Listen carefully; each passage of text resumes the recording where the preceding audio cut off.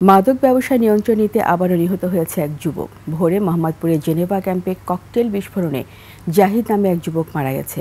পরিবারের দাবি, জাহিদ মারামারির মধ্যে পড়ে গেলে তার উপর ককটেল বিস্ফোরণ ঘটে। ক্যাম্পের বাসিন্দারা বলছেন, মাদক ব্যবসায় নিয়ন্ত্রণ নিতে প্রায়ই চলে গোলাগুলি।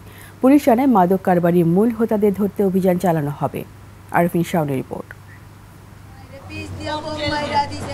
বিশ্বের সর্বাধুনিক প্রযুক্তিতে প্রস্তুতকৃত Arik silver wash detergent powder 500 গ্রাম মাত্র 70 টাকা। রিমার্ক। মোহাম্মদপুরের জেনেভা ক্যাম্পে মাদক ব্যবসা নিয়ন্ত্রণ আর আধিপত্য দ্বন্দ্বে আবারও ঝরল এক তরুণের প্রাণ। বৃহস্পতিবার ভোরে জেনেভা ক্যাম্পের 4 নম্বর গলিতে ককটেল বিস্ফোরণে মারা যায় জাহিদ নামের এক যুবক।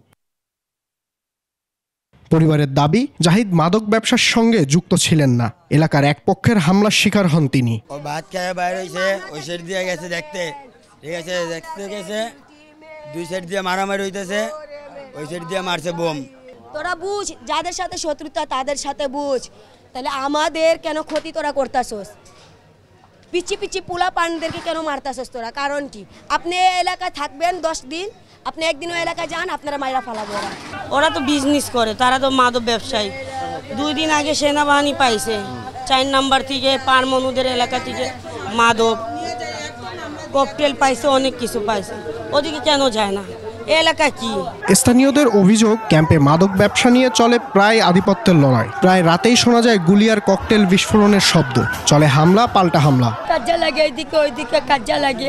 আপনি আমরা তো দেন সকালে পোলা পান যায়, রাত্রে আয়। আয়া মাইরা মাইরা প্রত্যেকটা গালিতে ঘরে গালাগালি করতে বাইরো বাইরো বাইরে তো কোপায় দেয়। ক্যাম্পের বাসিন্দারা বলছেন, মাদক কারবারের নিয়ন্ত্রণ নেয়া নিয়ে চলছে বিভিন্ন গ্রুপের দৌরাত্ম্য। চুয়াসলিম আছে, পিচিরাজ আছে, সালম আছে, তারপর বউবিরানির ছেলে আছে।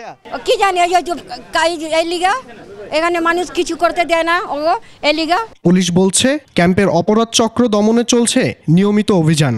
যারা এই ব্যবসাটা পরিচালনা করে তাদের গায়ে হাত পড়তে হবে।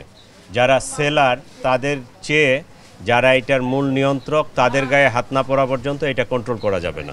ডিএমপি বলছে, গেল 6 মাসে জেনেভা ক্যাম্প থেকে 1000-এর বেশি অপরাধীকে গ্রেফতার করেছে যৌথ বাহিনী। তবুও শান্ত হয়নি পরিস্থিতি। আরফিন শাওন, 21 টেলিভিশন, ঢাকা।